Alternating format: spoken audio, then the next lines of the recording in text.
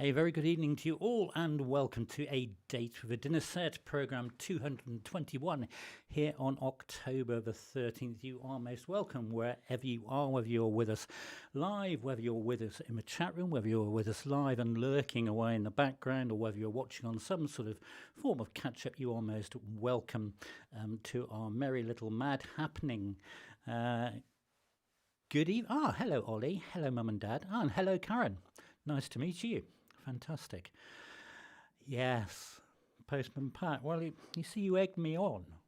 I mean, I just happened to make a throwaway comment, didn't I, last week, about something sounding a little bit like Postman Pat, and then someone said, I wish you'd play the whole thing. So there it was, in its almost entirety, the Postman Pat theme. Postman Pat, of course, which started in 1981. Apparently, there were 184 episodes. And other facts that I can share with you, and I didn't know this. Did you know that Pat's surname was Clifton, Pat Clifton? And the village is based on a village somewhere up in the Lake District, probably a very crowded village if it's in the Lake District, I would think. And that jolly little bit of music was sung by that person, Ken Barry, who was also the main narrator, and it was composed by the chap on the right, Mr. BRYAN, DALY, who has composed a lot of music for TV and film. Another little factoid about Ken Barry is that he sung the theme tune to Heidi High. I know, isn't it amazing, the things you hear on this programme? Anyway, that was our opening bit of music this evening on A Date with a Dinner Set. The Postman Pat theme from, sorry, I can't seem to say it without sort of laughing at its childishness. It's quite a good bit of music, isn't it? Our opening bit of music this evening. So I do hope, as I say, this finds you well. It has suddenly gone chilly, but don't worry. Even if it's not snow weather down in Wiltshire, we've all been invited round to Alison's for hot soup. I think that's how I read that comment a little bit earlier. So if you fancy a bit of hot soup, just pop round to Alison's and it's already cooking.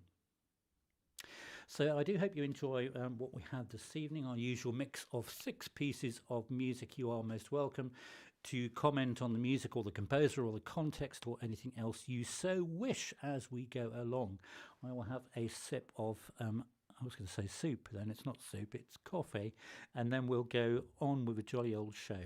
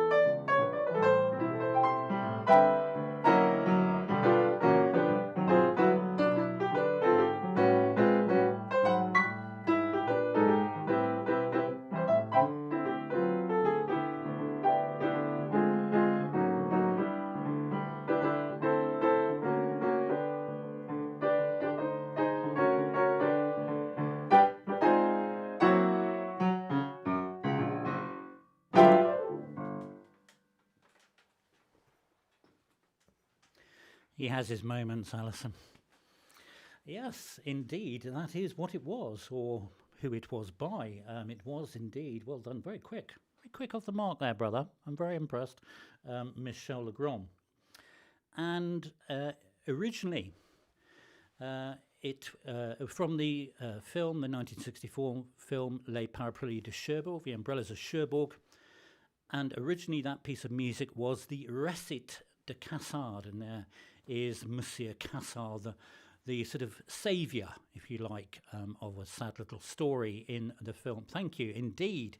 And Hannah has wonderfully, just in time, just as it was about to sort of spew forth from my mouth, the English version, the anglicised version with lyrics by Norman Gimbel, is known as Watch What Happens. Indeed, exactly what Hannah said. And there's Michel, bless, and with Jacques Demy, and it was those two that created the film together, filmmaker Jacques Demy, and there they are in Cherbourg, just sort of having a little look at what was going on, I would think. It's quite a cool photo, I think.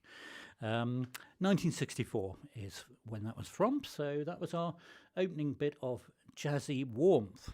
Ah, there we go. It's, yeah, as its English version, it came a big hit for people like Tony Bennett. But then what wasn't? I mean, Tony Bennett seemed to sort of have a big hit with almost everything in everyone else's songs. What a chap. As always, if you like what you see and you hear on a date with a dinner set, then do press the thumbs up button beneath the video and it will illuminate for you. Won't be quite golden like that, but it will help people to find our merry little channel. So I do hope you enjoyed our first one this morning. Hey, did you see that that thing earlier? I was playing the piano at the hotel. Well, I was meant to be playing the piano at the hotel. I just happened to be sort of glancing through the news, and I saw that amazing Elon Musk rocket thing being grabbed. What an amazing bit of history was made this afternoon with what's known as the chopsticks manoeuvre. Now, clearly, whoever gave it that name has never seen me try to use chopsticks. If anyone ever tries to give me chopsticks, they're usually thrown across the room in a big hissy fit with a demand for a proper implement with which to enjoy one's food. Anyway, I'm going to look a bit more at that space rocket footage, but history has been made today, and not just in this room on a date with a dinner set. It's obviously... I think we need to have...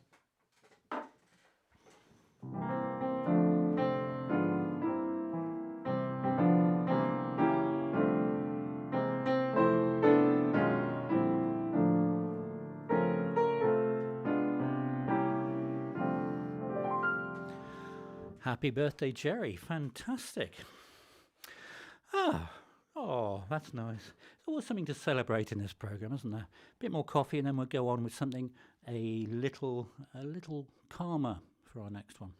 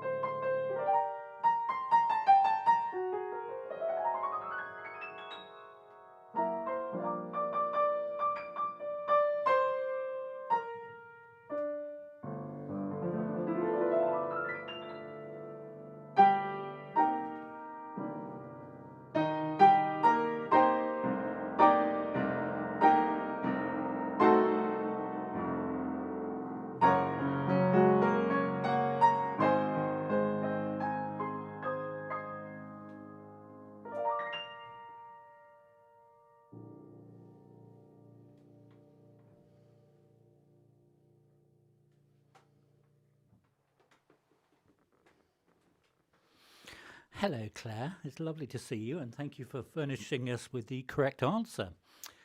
Closely followed by Jean. Did you hear a bit of On a Clear Day? Quite possibly. Hello, Marion in Malta. Marion Millinger in Malta. How fantastic. What lovely alliteration. I hope you're having a lovely time. It's great to see you as well. Oh, everything. You've missed a lot. We're on about a 27th song, Marion. We've sung Happy Birthday to Jerry Robertson and drunk a bit of coffee and talked about my inability to use chopsticks. We haven't talked about my lovely Duchamp tie, so you didn't miss that bit, but it is great to see you. Fantastic. So this month on our Friday uploads, I am doing covers. Actually, they're not really covers. I'm just playing them because they're such beautiful songs. They don't really need me to mess around with them. By KURT WEILL. And this week, there's a beautiful ballad called Lost in the Stars, which is from the musical of the same name from 1948. In fact, it was the last musical he composed before he passed away at the very early age of 50. But that is up on the channel, and there's a link in the video description. It is a really lovely song, even without the words. It's one of those that just works musically. So if you fancy having a look at that, then that is on the channel, and there will be another KURT WEILL upload coming next week.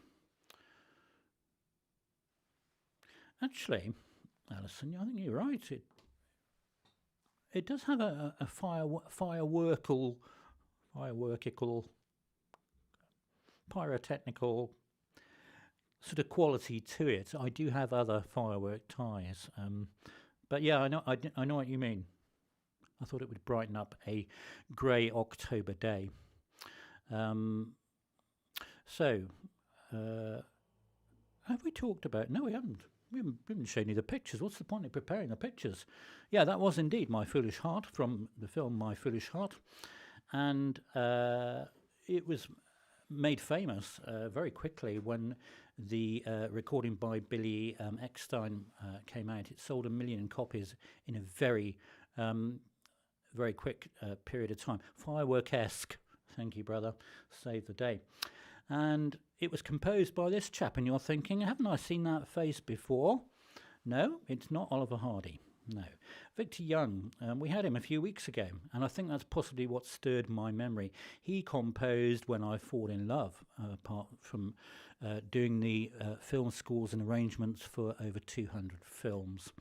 So that was a little bit about that one. We're going to go on with something a bit more lively now. I'll finish this coffee. It's got to critical, if that's okay. Hey, here's an old chestnut coming. We haven't had this one for about a year, I think, so do enjoy.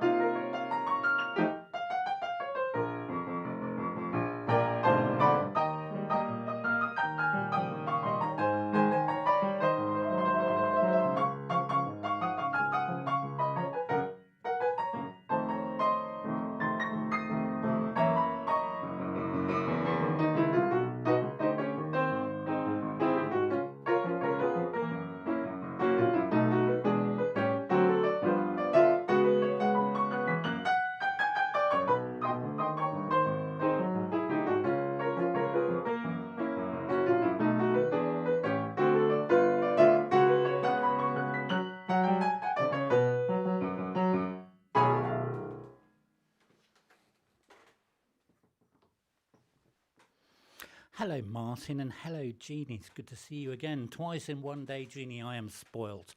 Fantastic. That was indeed the Spanish Flea. The Spanish Flea from 1964. And it was composed by this chap, Mr. Julius Wechter. That's a moustache and a half, isn't it? I tell you.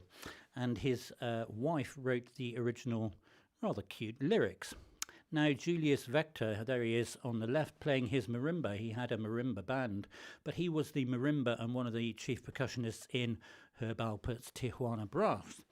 And it was indeed Herb Alpert that first recorded Spanish Flea way back when. So I've said this before on A Date with a Dinner Set, but Herb Alpert, his Tijuana Brass originally was just him multi-tracking himself in his garage with his trumpet, but when it became popular, he had to sort of get some session musicians in and actually form a band. And then he had his own show and he became massive and signed up all sorts of people. So that was a bit of a story about him. And Spanish Flea was huge in the 60s as an instrumental hit.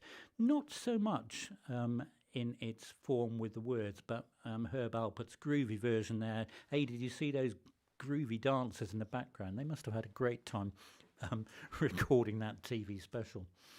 Something I did find, which I will share with you, there was a wonderful parody by the songwriting parody person extraordinaire of Mr. Alan Sherman, and he wrote that rather nice set of lyrics.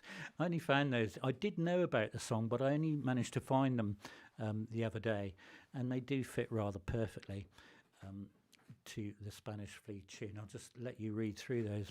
Alan Sherman, of course, very famously wrote Hello, Hello Father, Hello Mother, Hello Father, amongst his many other hits in the 60s. He was very, very popular for a time. He got a bit political towards the end, and he got into all sorts of trouble for doing parodies of people's songs. They got a bit upset about it. Not quite sure why, really. Yes, so there we go. That was the Spanish Flea. A catchy one. We had earworms, didn't we, last week, and we've had a few earworms tonight. So if you have an earworm or a piece of music that you would like, exactly, Alison.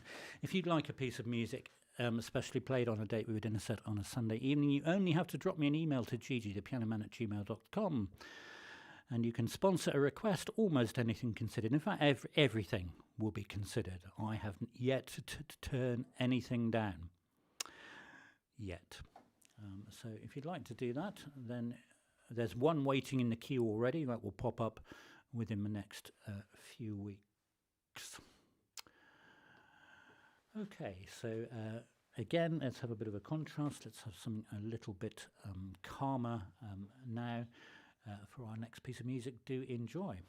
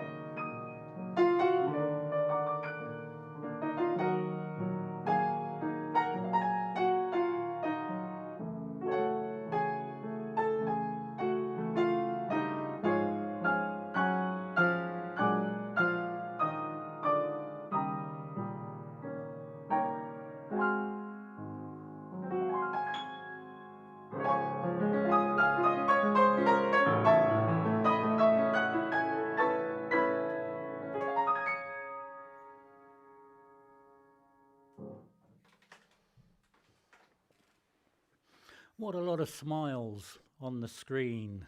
Fantastic.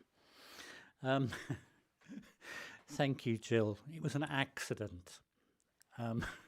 Well, no, that's not strictly true. I did want to change key, but I was quite surprised, more than surprised when I ended up in that key, and I thought, hello, I've not played it in this key before. It is a great tune, isn't it? And I saw you all typing it in as we went along, and it was first heard, that melody, in 1936. The actual tune was composed by Charlie Chaplin, and it was heard in modern times as an instrumental. Then in 1954, it had some lyrics added, and that was when it sort of went supersonic, if you like, as a wonderful, wonderful, moving song. Now, the reason David Raksin, who composed the wonderful song Laura, the reason he is on the screen is that he had more than a hand and a half in actually putting together Charlie Chaplin's melody to create Smile. And of course, Smile was a massive hit for Mr. Nat King Cole. And then about 10 years later, it was a very big hit again for Sammy Davis Jr., who did a whole Nat King Cole tribute album. And it's one of those that gets covered by everyone. But it is a beautiful tune. And of course, the reason we had it this evening is it was mentioned in the chat room last week, and that's also the reason we had Spanish FLEA. It's also the reason we had Postman Pat. That's not to say, by the way, any random comments that you make in the chat room, that doesn't necessarily guarantee they will be played, but sometimes it triggers a little memory for me. Now look, I know it's very exciting that it's October the 13th, but that means it must be some sort of day of special importance, and indeed it is today. In the US of A is National Yorkshire Pudding Day, October the 13th. I say in the US of A because such is the importance of the great Yorkshire pudding that there is an English Yorkshire Pudding Day, which apparently is the first Sunday in February, so expected to get another mention on a date with an intercept when we get to February. Yeah, I had a variety of pictures to choose from which to choose, if you like. I'm not sure about that one. I chose that one because it looked better as a meal, if you like. However, maybe I'm being a bit catty, folks, but I don't like that plate. I don't like it at all, that plate. It's too busy.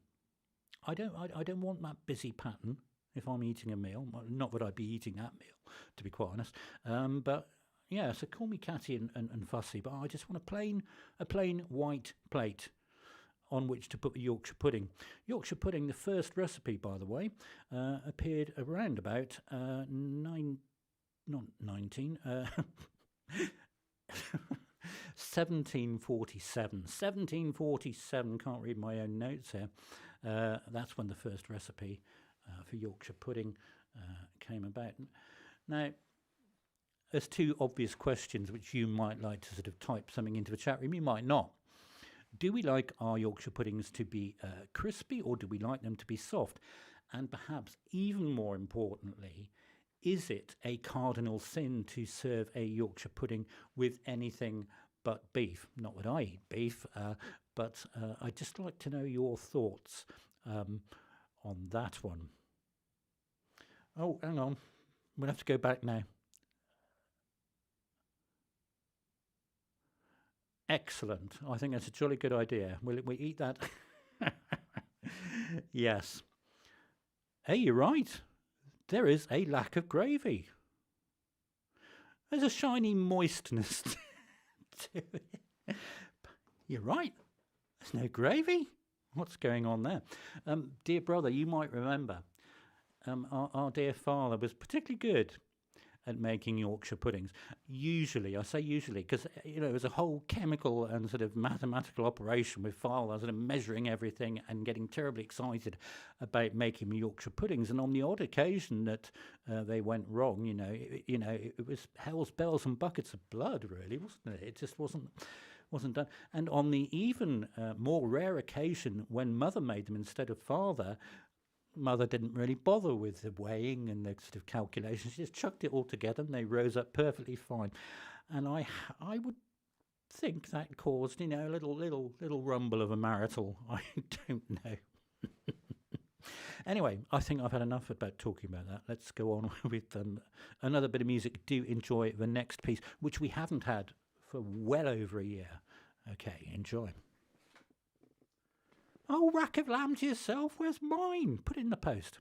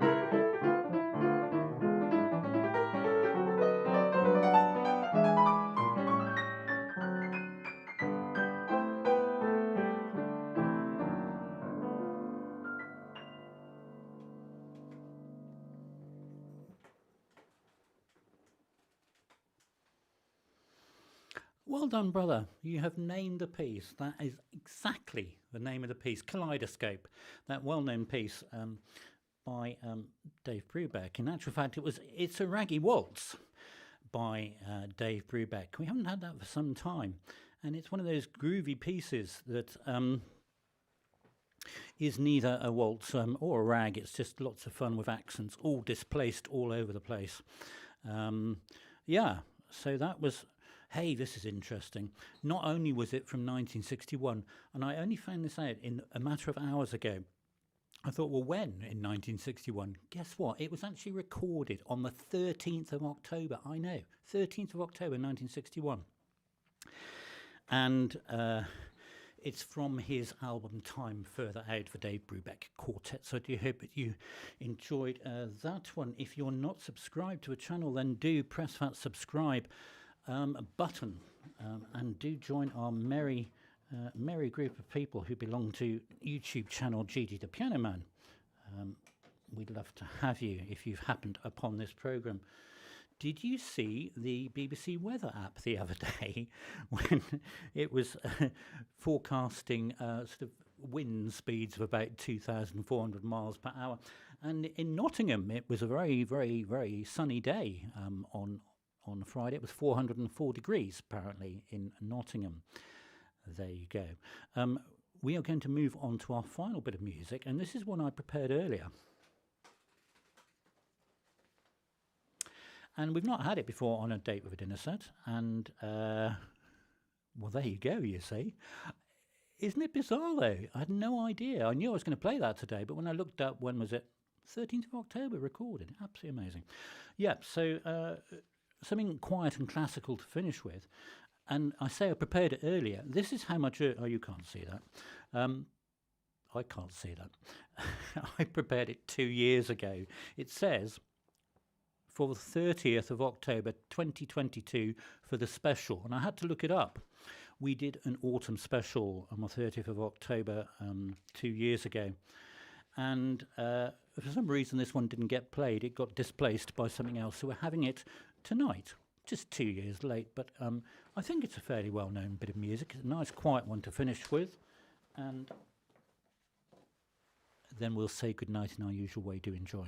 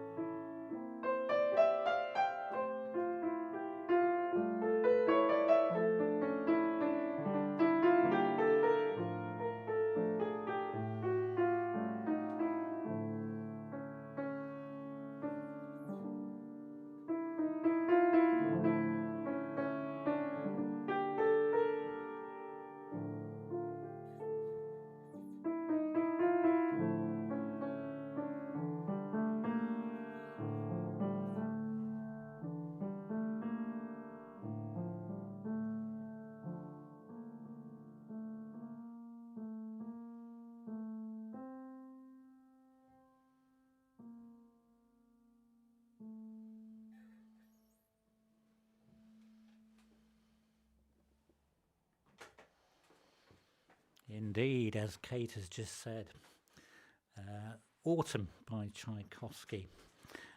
He wrote the suite of pieces, 12 pieces, one for each month of seasons for piano, and that was the October one.